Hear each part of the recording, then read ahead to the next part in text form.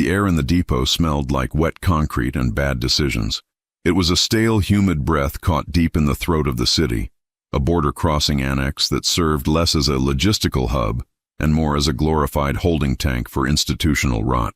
The lighting was the worst kind of fluorescent, buzzing, intermittent, casting the entire scene in a sickly, jaundiced yellow that made skin look perpetually diseased. Sergeant Silva stood precisely 5 feet from the cheap laminate desk. She was built to be ignored. Faded, almost shapeless uniform. The kind of practical, low-maintenance haircut that suggested early mornings and late paperwork. Thick, nondescript glasses resting on a nose that had never been broken, or at least never violently. She looked like a mid-level accounting error, an auditor sent to reconcile 3 years of missing paper clips. Her entire demeanor screamed bureaucratic exhaustion. Captain Reyes, the man behind the desk, was the exact inverse. He didn't wear his rank so much as he wore the idea of immunity. The crispness of his desert fatigues seemed offensively new in this damp hole. He was large, upholstered in the kind of confidence that comes from knowing the law, in this specific sector, was a flexible tool wielded only by those who own the heaviest keys.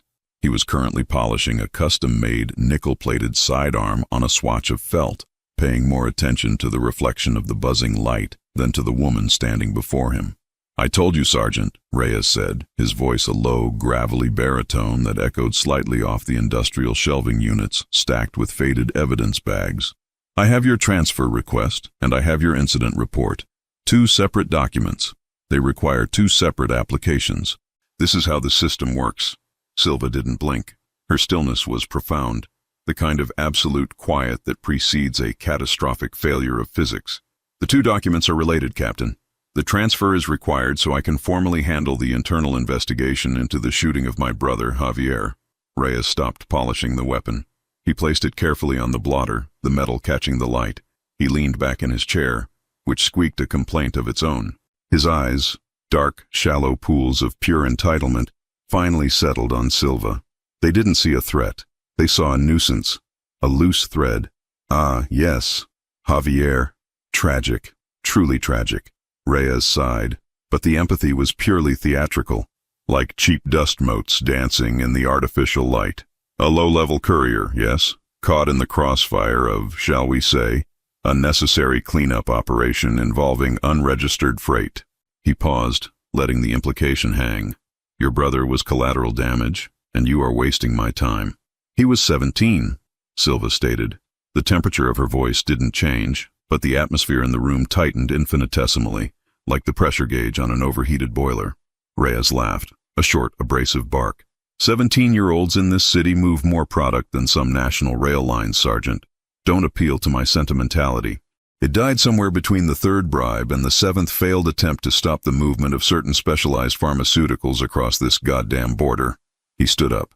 This was the moment of physical assertion. He was well over 6 feet, broad in the chest, and the movements of his heavy leather boots on the concrete floor were designed to convey authority. He walked around the desk, stopping just outside Silva's personal space. His shadow swallowed her. "Look, Sergeant Silva," he emphasized the rank with contempt, implying it meant nothing to him.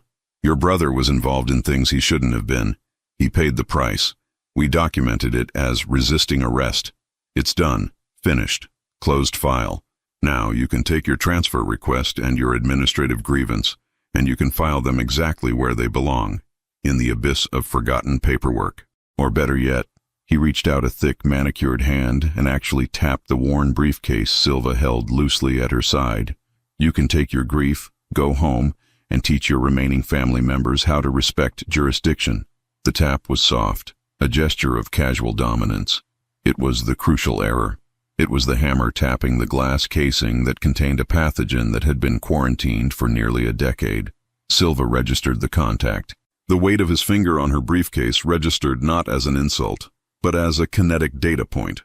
Her entire nervous system, which had been operating at a glacial speed of absolute calm, suddenly, silently, shifted gears. Reyes waited for the expected reaction, the stammering retreat, the tearful acceptance of fate. But Silva didn't move. She inhaled, a shallow, measured breath that didn't disturb the surface tension of the air. "Captain," she said, and for the first time her voice carried a different texture, not loudness, but density. It was the sound of metal scraping against granite, I appreciate the administrative clarity, but you misunderstand my intent. Reyes frowned. What intent? To bother me about a street thug who caught a bullet he earned. Silva raised her head slightly. The fluorescent light hit her glasses just right, momentarily obscuring her eyes behind twin shields of glare. I am not here for the paperwork, Captain. She repeated the previous line, but this time it was a statement of operational intent. I'm here because you or your men shot my little brother in the knee, then left him in the street to bleed out, simply because he recognized the insignia on your vehicles and could therefore compromise your logistics route. Reyes's smile vanished. The casual arrogance faltered, replaced by a momentary flash of professional alarm. This wasn't a grieving sister.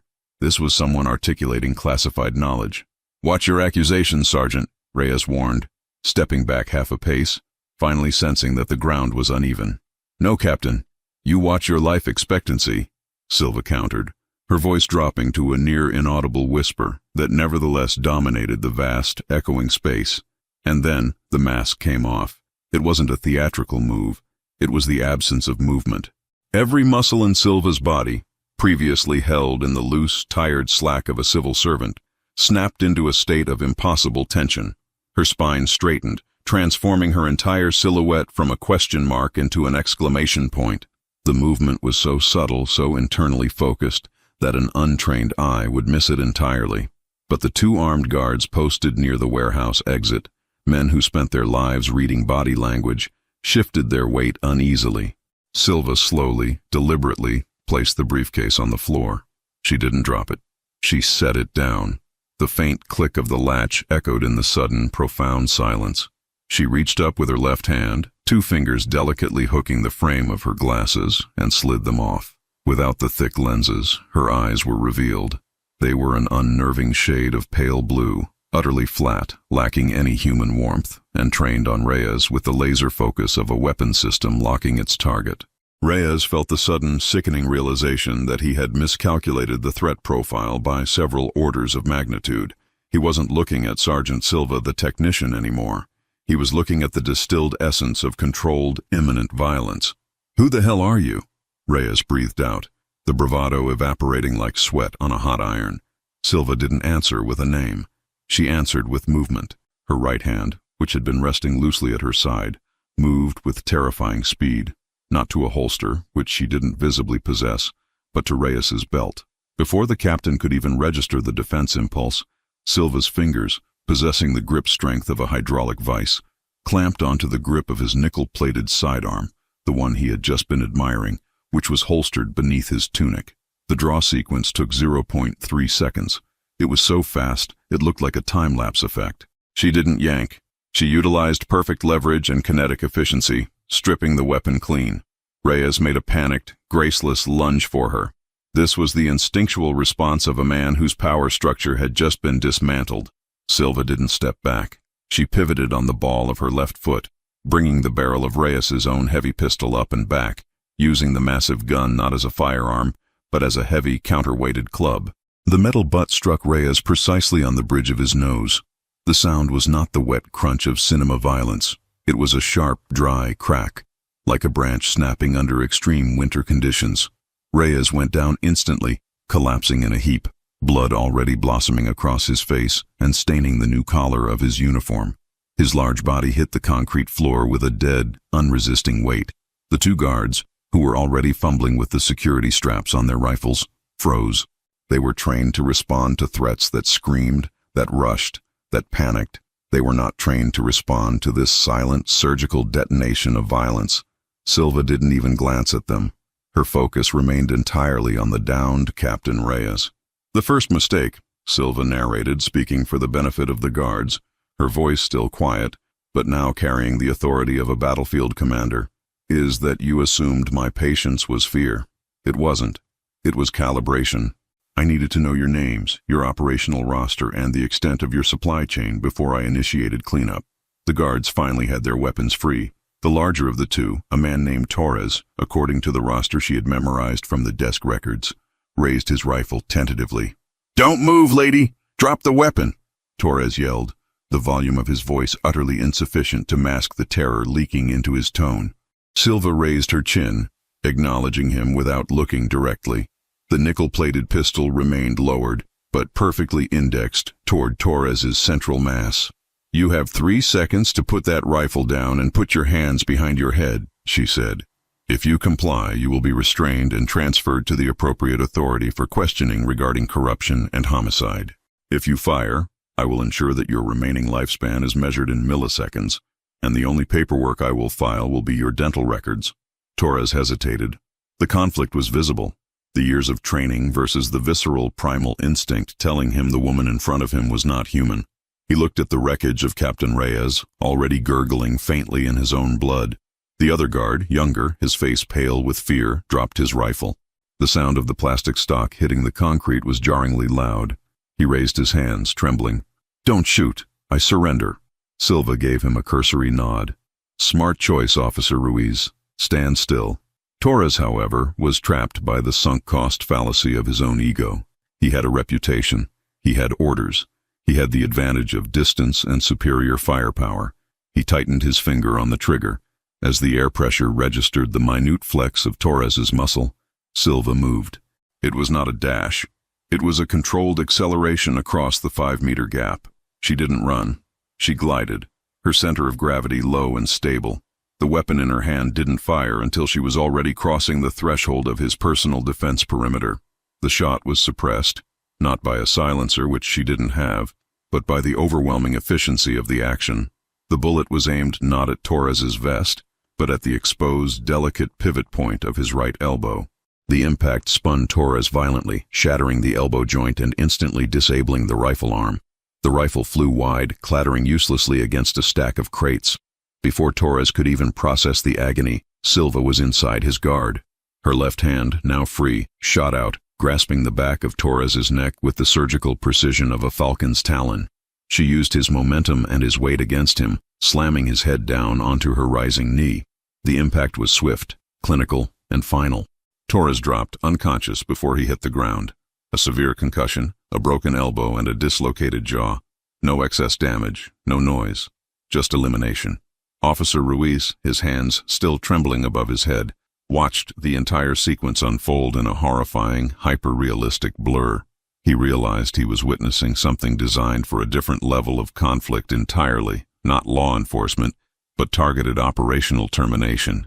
Silva stepped over the bodies. She walked toward the center of the room, her eyes scanning the shadows. Her breath was steady, her pulse rate likely below resting. The shift from Sergeant Silva, the forgotten file clerk, to this entity was absolute. She retrieved the briefcase from the floor. She opened it. It didn't contain paperwork. Inside, molded into custom foam, were 3 items. A compact, heavily customized 9mm service pistol with a high-capacity magazine, a razor-sharp tactical knife with a fixed carbon blade, and a simple small metal tag attached to a faded green lanyard. She slipped the 9mm into a specialized internal holster molded seamlessly into the back of her uniform trousers, a ghost rig designed for deep cover. She then picked up the small metal tag. She approached the kneeling Ruiz, who was fighting to control his breathing. She held the tag up, letting the sickly fluorescent light catch the etched details. It was a military ID, but the code sequence on the bottom edge was unique, denoting membership in a unit that officially did not exist. "You see this, Officer Ruiz?" she asked. Ruiz nodded dumbly, fixated on the insignia. "This is not a transfer request," Silva continued, her voice cold, devoid of human warmth. "This is a statement of claim. My brother Javier was shot by men working under the protection of this jurisdiction. The captain on the floor was profiting from a cartel logistics operation that compromised this entire sector." She tucked the tag away. She retrieved a set of zip ties and methodically restrained the conscious Ruiz, tying him to a heavy pipe column before checking the restraints on the unconscious Torres. Finally, she walked back to the desk, stepping over Reyes, who was weakly trying to moan. Silva pressed the barrel of the retrieved nickel-plated pistol firmly against Reyes's temple. The blood from his nose was pooling on the desk surface. "The name I used to be known by, Captain, was Sergeant Silva, a technician, an accountant. That was the cover. But the name you need to remember, the name they gave me in the field, is the White Death." Reyes's eyes widened, recognizing the moniker that had haunted the whispers of high-level security clearances for a decade. A phantom agent specializing in zero-trace removal of high-value targets in disputed territory. The mythical cleaner who left no bodies, only disappearances. "No, wait! I didn't know," Reyes croaked, his voice choked with blood and fear. "Of course you didn't know," Silva agreed calmly, almost philosophically. "That's the nature of the cover. You looked at the uniform and the glasses, and you saw weakness. You saw paperwork. You saw an inconvenience you could crush. You failed to calculate the cost of pushing a parent who has nothing left to lose." She lowered the gun. She wasn't going to execute him here, not yet. He still had information she needed, connections that allowed the original shooting to happen. Reyes would be processed, not eliminated, but he would realize in the cold, overwhelming silence that death would have been a mercy. She walked to the computer terminal, accessed the local log, and began to quickly download the archived surveillance and operational details of the last 48 hours, the data that explicitly detailed the ambush that led to her brother's injury. Her fingers flew across the keyboard, efficient and silent, retrieving years of corrupt documentation in moments. As she worked, she narrated one final thought to the petrified Ruiz. "We all have two lives, officer, the one we are assigned and the one we earn. I was assigned Sergeant Silva, the drone, the civilian, but I earned the other one. I earned the right to ensure that the respect for human life is not negotiable, especially not by people like him." She gestured to the captain with a flick of her head. She finished the data transfer, unplugged the drive, and walked toward the exit. She paused, glancing back at the scene. Captain Reyes weeping silently on the floor, Torres unconscious, Ruiz trembling but safe, the air thick with the smell of spilled blood and ozone. The entire structure of localized power had been dismantled in under 2 minutes of sustained, targeted engagement. She adjusted her uniform slightly, brushing non-existent dust from her shoulder. Her expression was once again the tired, worn mask of the administrative worker, but the eyes held the cold, deadly focus of the predator. She was gone into the oppressive humidity of the night, leaving the silence of the warehouse to tell the story of the reckoning. The ghost agent had stepped out of the shadows for her family, and the cartel had just learned that some debts are paid not in currency, but in the immediate, absolute withdrawal of breath. If you believe respect is earned by blood and not by rank, type respect in the comments.